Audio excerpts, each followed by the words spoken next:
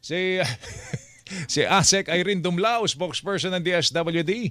Nasa ating linya na po. Ito'y may kaugnayan po. Makinig kayo, mga tricycle drivers, mga tricycle operators at malaman ninyo Yung kung ano po sistema. mechanics. Paano po ninyo matatanggap itong ayudang ito. ASEC, magandang umaga. Si Joel, tsaka si Lala po Good ito. morning po, Asek. Magandang umaga, Joel and Lala. Magandang umaga din po sa lahat ng sumusubaybay ng inyong pong programa. Kailan po ito gagawin? Ngayon na? Ngayong linggo ito? Bukas. Ngayong araw? Bukas? O paano? Joel, that's correct. Starting tomorrow, as early as 6 in the morning, ay mag-uumpisa na po yung pamamahagi natin ng tulong pinansyal sa mga tricycle drivers natin dito po sa Kamililaan. Again, ito po ay alinsunod sa kautusan ni Pangulong Marcos Jr. na tulungan natin yung ating pong mga drivers na apektado po ng pagtaas ng presyo ng petrolyo. Opo, na ano 'di ba? 39 payout centers to eh. Tama po. Ito po yung inyong parang lugar na pagbibigyan nitong payout na to. That's correct, Lala. 39 payout sites po yung na-identify natin nung tayo ay nakipagpulong sa mga local social welfare development officers.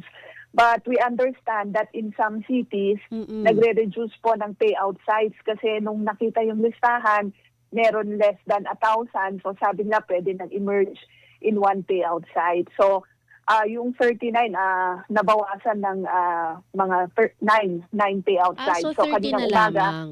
nasa 30 payout sites Okay. yung pong na-identify. So kasado na to at yung communication. Kasi baka maaaring ang alam ng tricycle driver dun siya sa payout site na yun.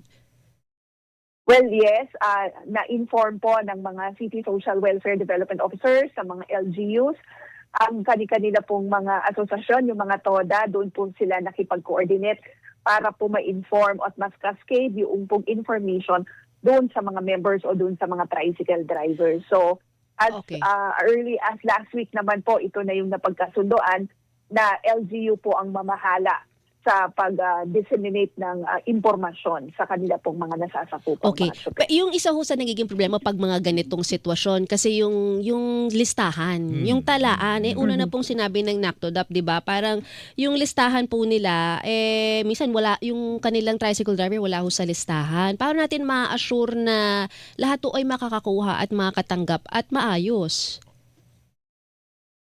We understand, Lala, yung mga tricycle drivers natin, hindi naman yan pwedeng bumiyahe na walang permiso, walang lisensya mula sa kanila pong mga lokal na pamahalaan.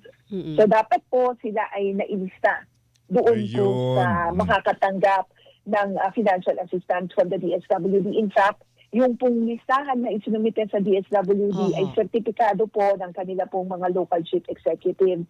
So we trust our partners na yung pong mga drivers in their respective areas ay included sa list. Kasi batay din po sa ating pong pakikipagkwentuhan, it's possible na yung isang tricycle ay may 2 o 3 pong drivers na namamasada po dyan. So, palitan sila. So, again, mahalaga na sila dapat ay naka-include po doon sa list. Dapat nakalista. Yun nga oo. Pero yun nga yung nagiging problema through the years, sabi ni Ariel Lim, 'di ba? Yung Pangulo ng NACTODAP na maaaring wala ho sa listahan, sana daw humahanap. Paano ho kaya kung sakali legal naman siya, hindi lang talaga siya nasama sa listahan. Meron ho bang prosesong dapat gawin yung tricycle driver natin Para bukas ma-include para po siya. kasi kailangan ho ng subsidiya, Asek. Actually po, doon sa mga payout sites natin, meron din tayong ilalagay na mga joint help desk. Meron pong mga representatives from the DSWD, from the city, and from the transport network unit doon po sa kanilang lugar. So that kapag may mga concerns po, merong mga reklamo, hinaing, doon po nila maaring i-submit o i-explain ano po ba yung nangyari, so that we could also immediately address it. Kasi kami naman po sa DSWD, ang layunin namin, matulungan ito pong mga drivers na apektado nga po ng pagtaas ng presyo ng petrolyo. So kami po, we will ensure na ma-address yung mga ganyan pong mga hinaing in coordination, of course, with the local government unit. Ang tingin ko lang dapat napanuntunan dito, meron kang existing license, hindi expired, no? At the same time, kasama ka doon sa listahan. Kasi Yun lang ang requirement. Yung pa requirement natin, Asek, papakita natin to, kailangan nasa listahan ka, tsaka yung lisensya mo sa pagmamaneho. Tama po. Dapat pagpunta nyo doon sa inyong designated payout sites bukas, dapat dala nyo po yung valid driver's license and a photocopy of it. Tapos dapat po kayo ay naka-include doon sa listahan na isinumite ng inyong pong local government unit at sinipertikahan po nila. So, Yeah, certified. basihan po Kasi, natin. There's a certified list submitted to the DSWD. And that is our reference in preparing the payroll. Alright. Saan yung mga payout sites ulit? Nationwide dito, ASEC, no? Tama ba? Actually, Joel, mag-umpisa muna Metro tayo Manila dito muna. sa National Capital Region. NCR muna. Okay. Dito po muna. But susunod-sunod naman na po yung mga ibang regions. Mag-mention ako ng ilan sa mga payout sites natin. Halimbawa po sa San Juan. Ang payout site natin, kasi isa lang yung na-identify, Makabagong San Juan Theater, National Government Agency sa San Juan City po yan. Meanwhile, in Taguig naman po, yung Lakeshore Activity Center, sa Gate 3 po yan, C6 Road, sa Barangay Lower Bicutan. Kung sa Valenzuela naman po, dalawa po, Valenzuela City Amphitheater at Alert Multipurpose Hall. Kung halimbawa naman po sa Manila, meron pong na-identify na 4 po yan na payout sites. Meron po sa Flora Street, Tondo. Meron po sa Santa Cruz, sa Pampanga Street, Santa Cruz, Manila. Meron din po sa Ermita. Meron din po sa M. Araujo Street. Mhm. Kung sa Marikina naman po, Plenary Marikina Convention Center. Sa Muntinlupa Sports Complex. Kung Navotas Convention Center. So, nakita nyo po, no, marami tayong mga na-identify na mga payout sites and mga local government units po ang tumukoy niyan kasi sila yung nakakaalam kung saan po mas maluwag, hindi makakapag-cause ng traffic, and mas komportable naman po yung ating pong mga tsuper na magtutungo doon Full sa day mga po ito. payout events natin. Actually, lalang gagawin natin in batches. Okay. 1 in the morning, 1 in the afternoon. Kasi ang ayaw po natin, maantala yung kanilang pamamasada. So as early as 6 in the morning, meron na pong mga nakaset up na payout desk natin.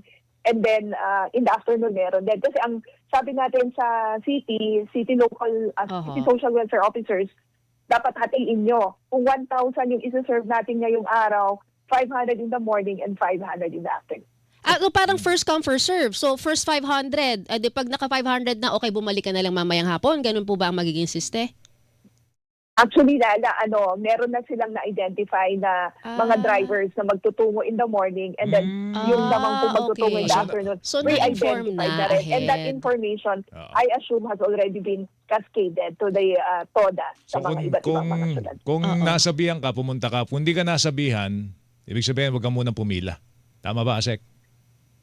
Yes, ganun po. Para naman na magtutuloy po rin kayong mamamasada. Kasi siyempre, sabi ko nga, ayaw naman natin na maistorbo sila doon sa paghahanap buhay din po nila. So, again, meron pong mga designated payout sites at meron po silang oras ng pagpunta sa mga sites po na yan. At kada ID, yun lang ang bibigyan. Hindi pwedeng pinapakuha sa akin, dala ko yung ID ng isang hindi. driver na to. Dapat Hindi po personal pwede siyang yun. pupunta. O hindi pwedeng kunin ng operator. Well, Hindi siya pwedeng proxy. Care of the driver. Opo. Yes.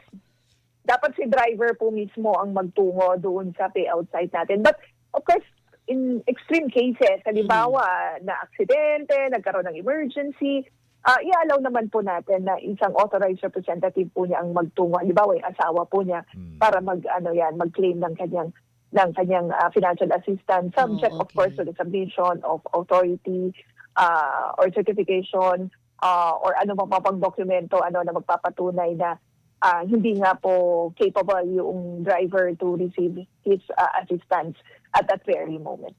Okay, ito lang, Asek, may mga nagpapadagdag ng requirement maliban daw sa driver's license tsaka yung pangalan dapat nasa listahan. At the same time, dapat daw i-present yung ORCR para malaman natin kung expired ba o hindi o rehistrado yung tricycle na ginagamit. Joel, for DSWD, ang kailangan lang po namin ay yung valid driver's license and a photocopy of it. Yung photocopy kasi kukunin po namin, i-attach namin doon sa amin pong mga dokumento. Yung driver's license ay of course ibabalik naman po natin sa kanila. So again, yun lamang po ang kailangan isumite sa DSWD. Kasi gusto mas mabilis Baka ang dapat proseso. meron ding representative from the LGU to check if hindi mga kolorum, kasi pagka expired ang ORCR, kolorum na maituturing yan, di ba? dapat Well, yun ma-check po na rin po yung, yan. oo. Yun po yung napagkasundan natin with the City Social Welfare Officers nung pong nakipagpulang tayo sa kanila last week na magsiset up po tayo ng joint health desk na kung saan representatives of the city, of the DSWD, and the TNU will be present para nga po ma-address natin yung mga ganyan pong mga concerns. Ito moving forward, ayaw naman natin itong tumagal ang ganitong sitwasyon pero maganda na nandito po ang DSWD para magbigay ng ayuda. Meron ba kayong mga plano na maaaring may part 2 ito kung talagang tumagal po ang krisis sa buong mundo? Actually, Lala, of course, sabi mo nga, hindi naman natin ito hinihingi, no? But if in case na lumala po yung sitwasyon, kami po sa DSWD always have that option to provide additional intervention. Kung halimbawa kinakailangan pa na magbigay ng karagdagan na assistance, yan naman po ay tinitignan natin at bukas tayo. Kasi ito naman po ang mandato ng DSWD, yung po mag-provide ng social safety nets to caution the impact of adverse shocks or this sa ating pong mga kababayan, lalong-lalo na yung mga pinaka-vulnerable. Ilan po yung pondo na inilaan nyo? Sorry, go ahead, Asek. Yeah. For the assistance to individuals in crisis situation, kasi yan po yung programa na ginagamit para sa pagbibigay ng assistance na ito sa mga drivers. Ang pondo po ay nasa mahigit 60 billion pesos. Yan po yung naka-reflect sa ating General Appropriations Act of 2026. And Okay. out of that, 13 billion ay nandito na po sa amin. So yan na po yung ginagamit namin. Hindi lamang po para dito sa ayuda para sa mga tricycle drivers, but yung iba ding assistance that we provide under the AICS program like medical, burial, transportation, and other assistance, Lala. Okay. So, but of all the malaki. the transport groups, but tricycle lang napili ng DSWD na bigyan ng ng ayuda? Actually, Joel, nauna lang talaga yung mga tricycle drivers dito sa Kamaynilaan because when we spoke with the mayor, sabi nila ready na yung list. So, dahil ang gusto natin, mabilis tayong provide ng tulong, inuna na natin itong tricycle drivers.